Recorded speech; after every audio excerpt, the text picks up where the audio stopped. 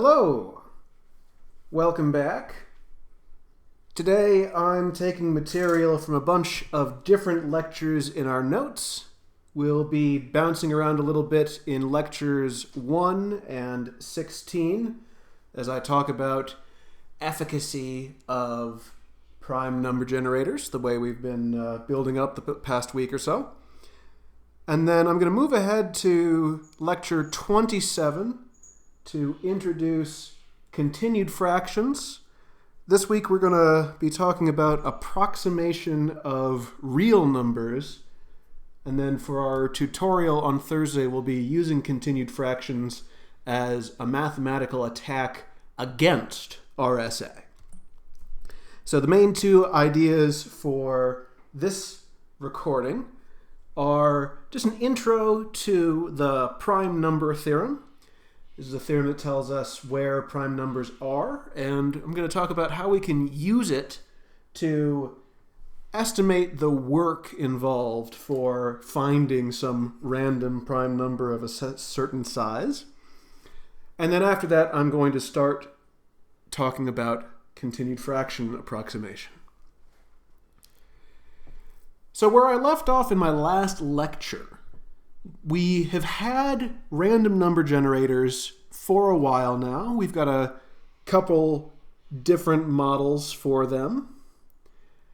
And then recently, we came up with the realization that we want to have random prime numbers for purposes of encryption. The really big one for us right now is coming up with pairs of prime numbers for RSA encryption. And we want those prime numbers not to be too close together. And so we might as well pick them randomly just to make sure they're spaced out nicely. So we're going to generate some random number that's very large, and then we can very quickly test to figure out whether or not that number is prime. That was the last two lectures that we've done. The only piece that I'm missing to make sure that I'm spending my time wisely is I need to know how quickly that method is going to work. If I'm just picking numbers at random to find out if they're prime, I'm going to be in trouble if the probability of finding one of those primes is too low, right? We don't know for certain, as of yet, we don't know that this will actually work out for us in a practical way. So, how do we know that we'll find one of these prime numbers in a timely fashion? The question I really want to be asking here is, where are the prime numbers on the number line? Now, we know there's infinitely many of them, and we can already tell just from ordinary experience that they thin out the farther you go, right? So 2 and 3 are the smallest two primes. They are the only two primes that are adjacent to one another. There's no other two primes that are only one apart. And you get a lot of primes clustered together for small values, but the farther out you go, on average, the farther apart the prime numbers get. So we want to be able to estimate that density. This problem is actually very old. Mathematicians have been working away at proving the density of prime numbers for hundreds of years before RSA was even an idea. So this used to be a purely academic matter, and only more recently has it become a practical concern for computer scientists and secret agents and people like that. I do need a little bit of terminology. So we are interested in knowing how many prime numbers fall between 1 and x. So x can be any positive real number. For the rest of this lecture, I'm not concerned with negative numbers. And I am using the Greek letter pi as the name for this counting function. That is bog standard. You'll find it in any textbook. So just to be clear, I am not talking about the mathematical constant pi, the ratio of circle's circumference to its diameter. I am talking about a function whose name just happens to be pi. Presumably because someone thought they were clever in spelling out the word prime with Greek letters. I don't know that for sure. Anyway, pi of x is just counting the number of primes that fall in this interval from 1 up to x. X can be any real number, but the function only goes up by 1 when I hit a prime number. So this is only really interesting when you're at an integer value of x. It'll just be flat on any other segment. So this is some function that we can count, and we want to find a formula that approximates pi of x. Something that'll be nice and simple to calculate. And fortunately for us, this problem was solved over 200 years ago. Excuse me, 100 years ago. Goodness. Yes. I have some detractors today. So the prime number theorem was proven by mathematicians Hadamard and de la Vallée-Poisson. And forgive my French there, it's atrocious.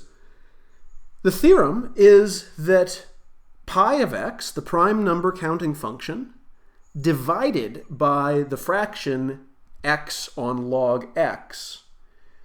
In the long term, as I take the limit as x goes to infinity, this ratio of two different functions will go towards 1. So what that means in a technical sense is that the formula x divided by log x can be used to estimate how many prime numbers are being counted here. So how many primes are between 1 and x. I can just use x on log x. Now, it's a bit beyond our class to dig into the theory that goes into proving this formula, but I did want to give a historical background because this kind of analytical number theory is exactly the specialty of the number theorists working at ADFA. So this is something that my research group on our campus is actively working on. Not this problem, but problems of a similar nature. So the history of this theorem goes back to 1859. The mathematician Bernard Riemann published a paper where he didn't prove a theorem, but he explained how he thought a theorem might be proven in the future. He said we should be looking at a function he called zeta of s. And again, this is bog standard. S is just the variable in this function. And to calculate the value of the function, you just take every fraction, 1 divided by an integer n, positive integers, where we've raised n to the power s, and we add them all up, n from 1 to infinity. That is the zeta function. In Riemann's paper, he explains how you can study this function to figure out where the prime numbers are. So this formula is defined for certain complex numbers. If you have done stuff in series before, then you already know that s equal to 1, just 1 on 1, 1 on 2, 1 on 3, add them all up, you'll have already seen that that sum diverges. So there's some careful things you got to do here to make sure your formula makes sense. But for about half of the complex numbers s, this formula works. You get a cool function to play around with. So Riemann's idea is that you want to find out where the zeta function has zeros. So what complex values of s make the zeta function equal to 0? If you can figure that out, then you can figure out the average distribution of prime numbers. Again, I'm not going to go into the theory involved, but this paper is credited as the invention of analytic number theory. So calculus was still pretty fresh. Complex numbers were starting to get passed around. Riemann looked at those things and said, how about we take this old problem of working in integers and prime numbers and try to use the more recent ideas of calculus with complex numbers to solve those kinds of problems. And it's a very fruitful study. It's real cool stuff. Now, the formula didn't come out of nowhere. The formula x on log x had been conjectured for some time, but nobody had been able to prove it. Riemann explained that if you knew certain things about the zeta function, that would be enough to prove that x on log x is a good estimate for pi of x, the prime number counting function. So specifically, Riemann wanted to know, is every zero of the zeta function, so is every complex value of s that I plug into this and get 0, that complex number will have some real part plus some imaginary part, and it looks as though the imaginary part of the 0 of a zeta function will always be exactly 1/2, right? So if you're just plotting them in a grid, real axis horizontal, imaginary axis vertical, these zeros all form a nice line, or so it seems. If you can prove that, then you get the prime number theorem. But the problem was that Riemann couldn't prove that, even though he came up with this strategy. So later on, what Hadamard and de la Vallée-Poisson did was that they both found kind of a workaround. So they were still looking at the zeta function, but they were doing some other zero-free regions to prove the prime number theorem. So they got the formula, right? They knew what the formula should be. They looked at the zeta function. They gave a proof that the formula x on log x does approximate the prime number counting function. But they didn't actually prove Riemann's hypothesis about all zeros have imaginary part 1/2. In fact, that problem is still open. It's been 160 years, and Riemann's hypothesis that all zeta zeros have real part equal to exactly 1/2 is still open. That's unsolved. We think it's true, but nobody has a proof, but also nobody has a counterexample. So this is a very active part of research, and it has been really since Riemann published this paper 160 years ago. If the Riemann hypothesis were proven to be true, well, automatically we'd get a better version of the prime number theorem. We would get a better estimate than the one that we currently work with. But more than that, whether or not the Riemann hypothesis is true or false goes on to influence many, many other parts of mathematics. So things in graph theory, things in operator theory. This single problem would resolve a lot of different questions scattered throughout mathematics, and for that, it's a very famous problem and a very worthwhile problem. So if you came up with either a proof that the Riemann hypothesis is true, or, unfortunately enough, a counterexample, if you could find a zeta zero whose imaginary part is not 1/2, you'd get a cool $1 million from the Clay Mathematics Institute. Well, your school would. Something like that. So there's a lot riding on this. But that is, again, a bit beyond the scope of this course. I just wanted to share that it's out there. This is the kind of stuff that I do for my research, and it's real fun. Maybe someday we'll even prove this. I don't know. All we need to know today is the prime number theorem, which again, the number of primes between 1 and x is about x divided by log of x. And I have been using natural logs this whole time, ln. So let's put that to some use. We've got some random integer that I'll call n. And now I know, just by definition, there are exactly pi of n primes between 1 and n, up to and including n, possibly, if n is prime. There's nothing fancy here, that's just the definition, that's what I mean by pi of n, but I don't have a way to calculate pi of n exactly.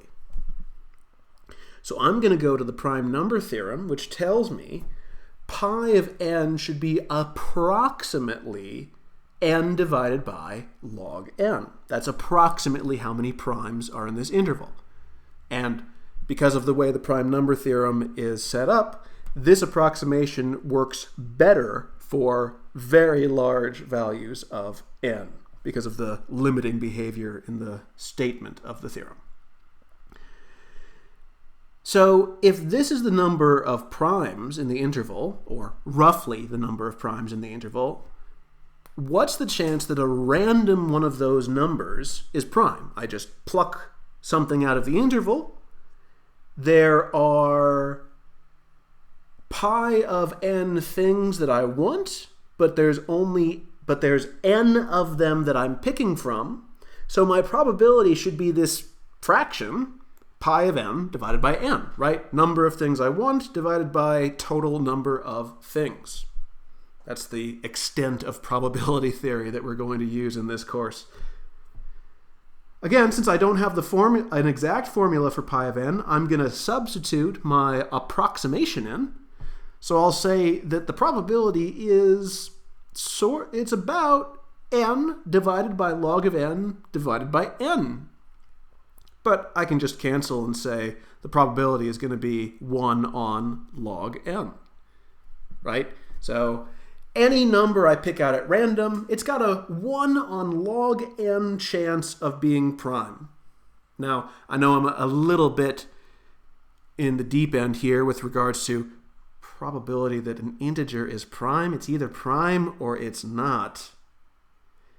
Yeah, it's a bit of a dodge. Since we're picking these things at random, we're just trying to get an estimate for how likely we landed on something is prime. It's not as though the forces of the universe have waited to figure out whether or not a particular integer is prime until we put it through the ringer and run the tests. So the short of it, n is one of those numbers between 1 and n. So the probability that n is prime should be about 1 on log n. Okay, I can use that. Let's say I want some prime number with 100 digits. I don't care what it is, I just need it to be prime, and I need it to have 100 digits. So my n will have some decimal expansion, base 10, yeah? Say digit 100, digit 99, down to digit 0. Cool. And I want this D100 to not be 0. So this really is a 100-digit prime number. If I pull that apart, what does a decimal expansion mean, right? Decimal expansions are just shorthand for a special kind of sum. We just don't think about it a whole lot. That D0 is really a D0 times 10 to the 0 power. Whatever my D1 digit here would be is really a D1 plus a 10 to the power 1, right? The digit 99 is really a D99 times 10 to the power 99. So I can have this expansion for the number n, even though I don't know what these digits are. And if I wanted to calculate log of n, this will be easier to do with a log base 10. So log base 10 of n is asking what power of 10, what power should I raise the base 10 to get me n? Well, it should be about 100. 10 to the power of 100 at least gets me this far. I'll have to multiply it by some digit, and then the rest is chump change, right? This won't affect the logarithm as much. A nice way that I like to think about it, you don't have to think about it this way, is that the base 10 logarithm is really the digit counting function. How many digits does some random number have? Just calculate a logarithm. That's how many digits it has. There'll be some decimal places here, right? Some fractional part. That's because we're in between 10 to the 100 and 10 to the 101. So we kind of smear out the values. But essentially what we're doing is calculating how many digits does this number have. It's supposed to have 100 of them, so log base 10 gets me 100 here, without even knowing what those digits are. Now, my formula for the prime number theorem is phrased in terms of the natural logarithm, so I'll need to change the base. The natural log of n, whatever it is, I can use my change of base formula. So this logarithm is the logarithm base e. I can calculate that by taking log base 10 of n, which I know is about 100, and I divide it by log base 10 of e, which is a little more than 0.4. So I can approximate log of n for some number that actually has 100 digits. So this D100 is not 0. The natural log of n is going to be about 230. So I can check that real quick here. E to the power 230 is 7.7E99. So this is some 99-digit number. That's a pretty good approximation. So this is the denominator of my fraction from the previous slide. The chance that n is prime is about 1 on log n. For some 100-digit number, that denominator is 230. There is roughly a 1 on 230 chance that my n actually is prime. Again, I'm going to be very light on the probability theory and just say if we check 230 of these numbers that are themselves 100 digits long, we should get an actual prime number. So we only have to check 230 of them, which is not too bad, really.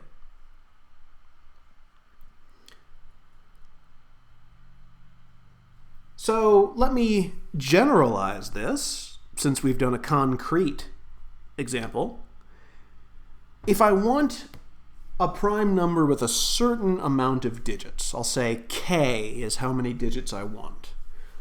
On average, I'll only have to check k divided by 0.43 numbers before I get a prime, right? K is my number of digits, so that's also my log base 10, and I've divided out by the log base 10 of e.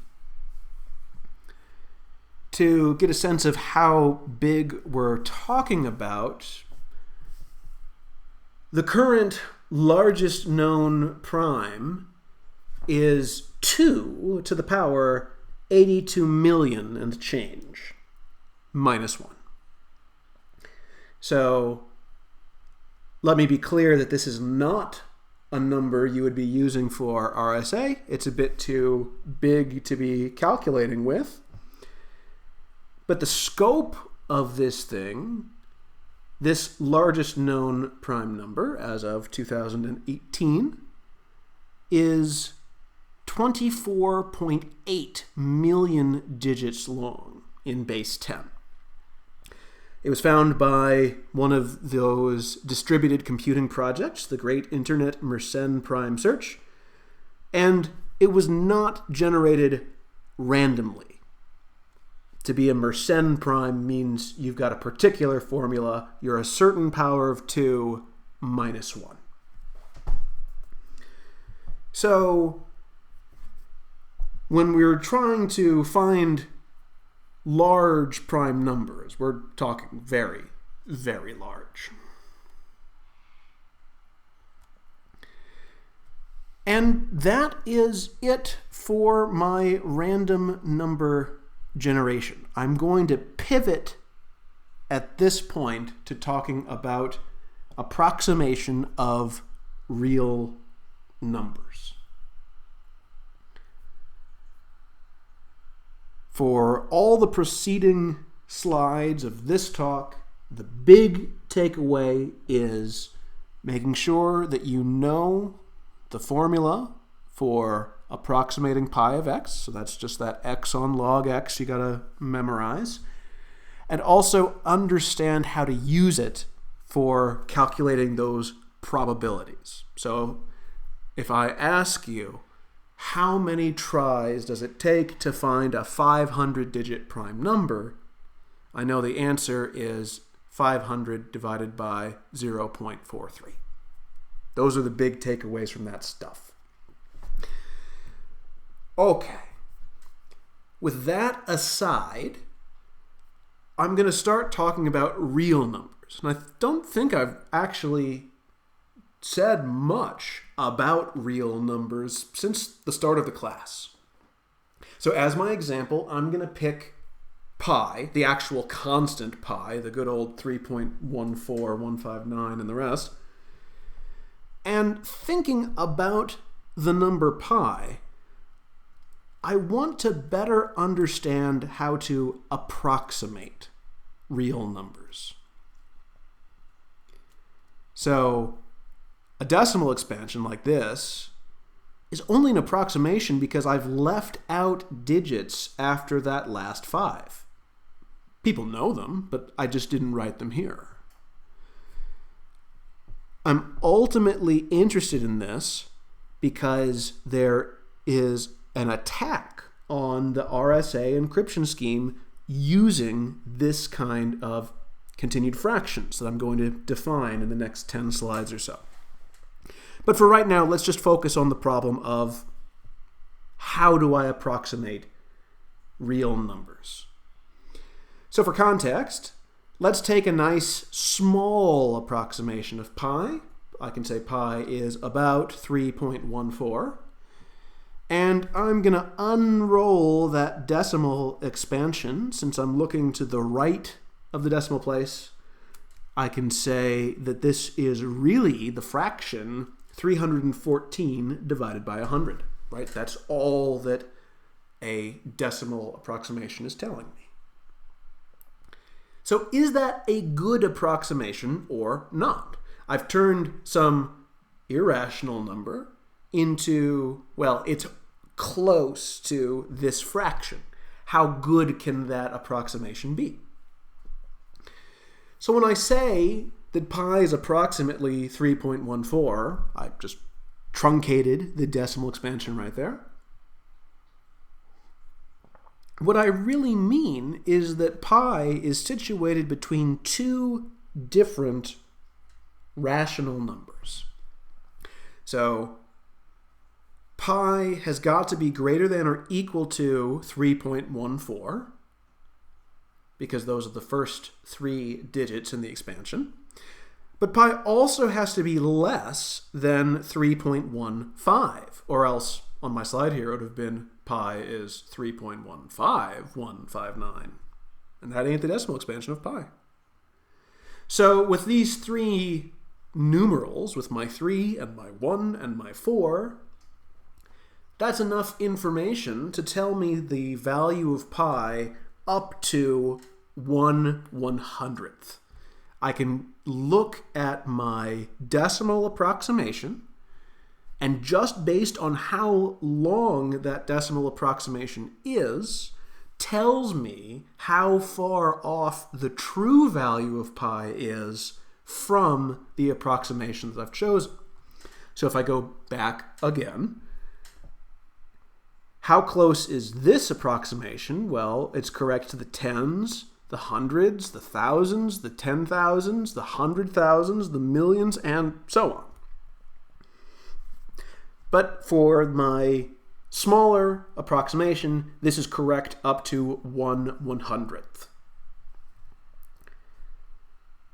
I want to see if I can find a better approximation without using terribly much more digits, decimals, information, right? How much more can I wring out of an expansion that only has a handful of numerals I got to write down?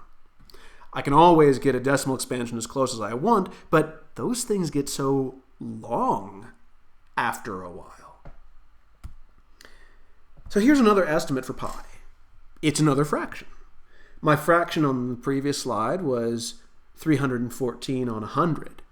This approximation to pi is 355 on 113. So as far as fractions go, that looks similar, yeah? Same ballpark. They better be. They're approximating the same number. How good is this estimate? So if you pop 355 on 113 into your calculator, you will get 3.14159,292. So that means that I've got a better approximation, even though the fraction I have here, 355 on 113, doesn't seem that far off from 314 on 100. I got the correct value to 1/1,000,000th, right? Tens, hundreds, thousands, 10,000s, 100,000s, 1,000,000 is where I got off. So I like that. I like that a lot. This is a compact approximation that tells me more information than this one does. Where did it come from? How do I know that this is a good approximation without just guessing, right? How do I find these approximations in a systematic way that I can just do over and over again, no matter what number I'm trying to approximate? This is the question that I want to answer with continued fractions. So let's dig in a little bit into the anatomy of a real number. That's not a technical term. If I do have some real number x, I claim I can write x as the sum of some integer and then a real number between 0 and 1. So I'm using a half-closed interval here. I could have 0 as my decimal expansion, but I won't have a 1 there. I will not. So if I do that treatment to pi, my integer that I get is 3, and my decimal that I get is 0.14159265535 and the rest.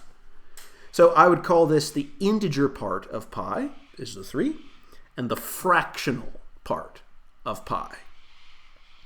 It's a little bit of a misnomer because in this case, the fractional part is irrational, but what are you going to do? The terminology for this stuff just gets stuck, even though it's not always the most sense.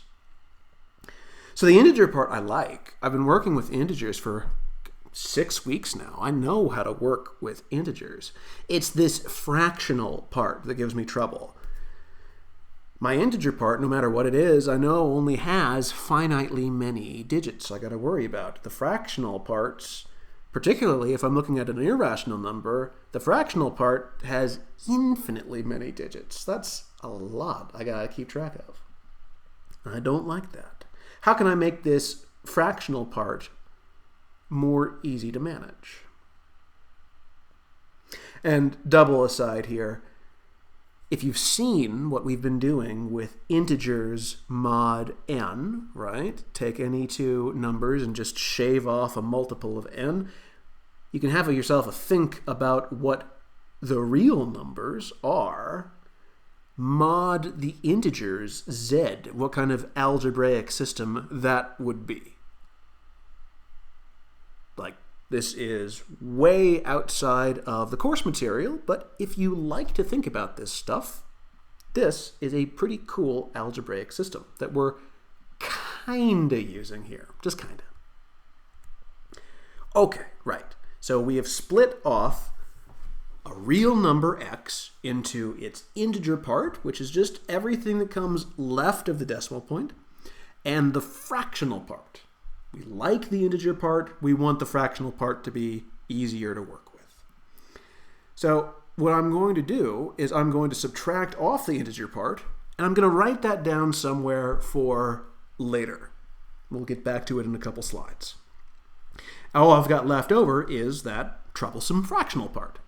So here, my x was pi. I subtract off the integer part, which is 3, and I'm left with all of the stuff that comes to the right of the decimal point. So here I've got 0.1415 and so on.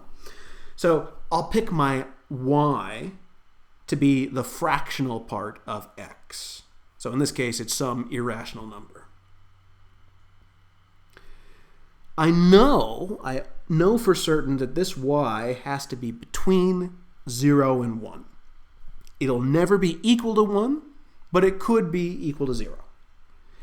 This particular y that I chose has an integer part, right? This is still a real number, but I can't say, oh, well, that's an integer part of 0. Subtract off the 0, and that'll make it easier to manage, right? That we already did that.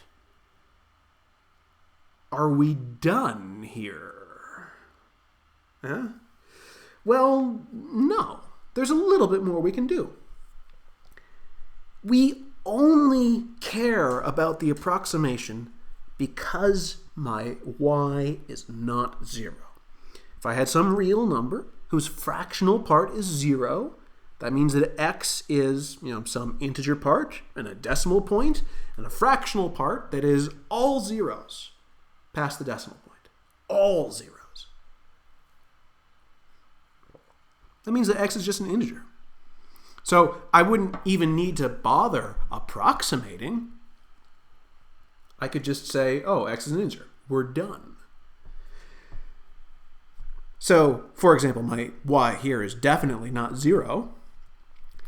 Because my y isn't 0, that means that I can divide by y. That's what makes non-zero numbers different from 0. I can divide by y.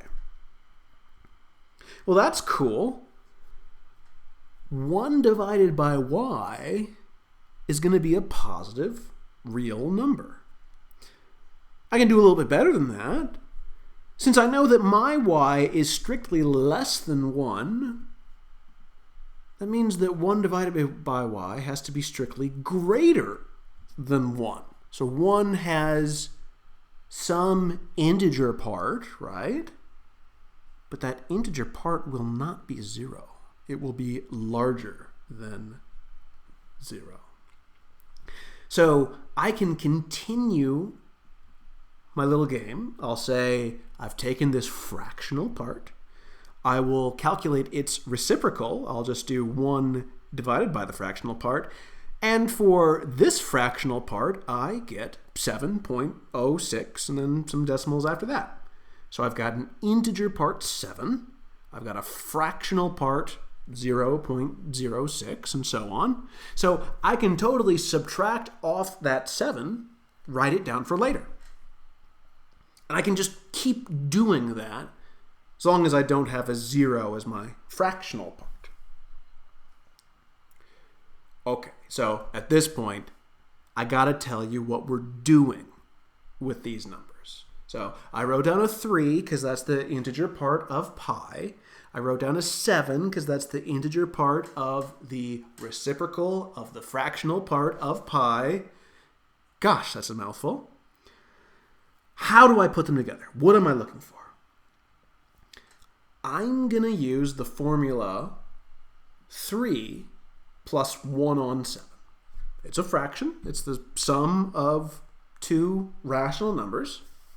Why did I use this formula? So this number is my approximation to pi. And I set up the formula so that this number has the same integer parts that I just calculated for pi. I take this number, I can say it's an integer plus something between 0 and 1. The integer part is 3. The fractional part is 1/7. Okay. I take the fractional part. I look at 1 divided by the fractional part. That gets me to 7.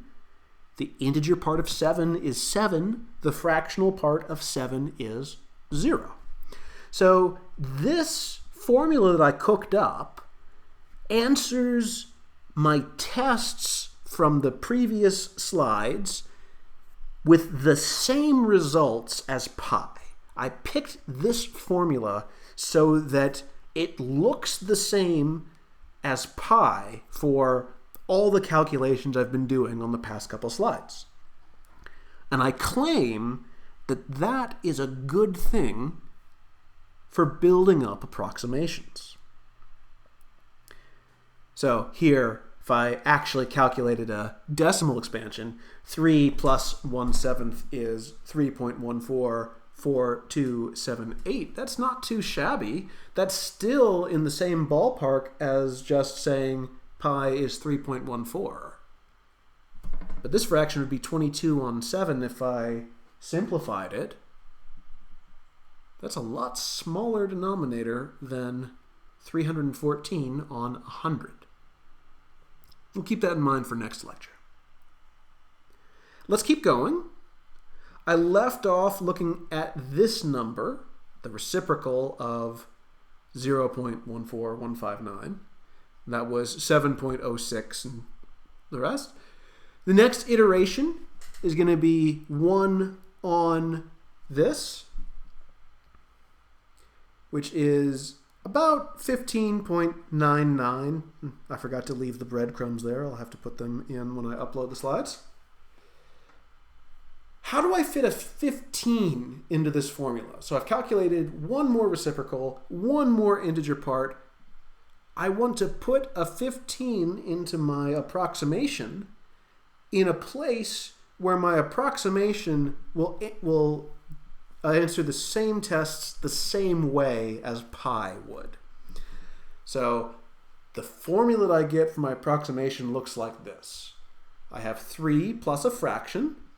The fraction is 1 with a denominator of 7 plus another fraction. That fraction is numerator 1, denominator 15. So this fraction right here is a bit of a mess to look at, but I can still figure out integer part and fractional part because 3 is an integer and 1 divided by something bigger than 7 is still between 0 and 1. So this is my integer part, this is my fractional part. So let me check my algorithm real quick here. Subtract off the integer part, take the fractional part, and find its reciprocal. Then do it again. So I'll take off the 3. I take the reciprocal of 1 on 7 plus a 15th. The reciprocal of 1 on 7 plus a 15th is 7 plus a 15th. The integer part of this number is 7. The fractional part of this number is 15. So I subtract off the 7.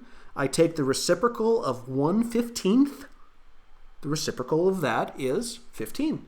So I'm getting the same integer parts that I did for pi. Now, this is a very special way of writing fractions, and the name that we have for these things is called continued fractions. So this is an example of a continued fraction, and we built this continued fraction to approximate pi. Let's see what we get.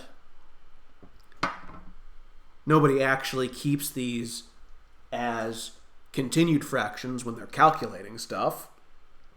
So if I combine denominators and simplify all that down, I claim I'll get 333 divided by 106. And the decimal expansion for 333 on 106 is 3.141509. So I do get a number that's close to pi. That's not the one that I opened this inquiry with. So let's keep going. Let me skip the steps now, because the calculation is just the same. I'll take that fractional part, the 0.99. I'll take its reciprocal. I'll subtract off the integer part and write that down for my continued fraction, and so on. The next continued fraction I get this way is 3 plus 1 on 7 plus 1 on 15 plus 1 on 1. Yeah, it is a little silly when you've got an integer part 1. That's okay. That number is 355 on 113. That was my fraction that approximates pi to a value of, within 1 millionth. This is where the approximation came from. Now, I haven't said why this works. So far, I'm just asking some algebraic questions and trying to build a rational number that answers those questions the same way. I haven't really made clear why that should give me an approximation. We'll talk about that in next lecture.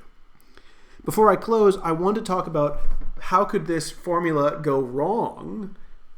The only steps I've been using are I look at a decimal expansion.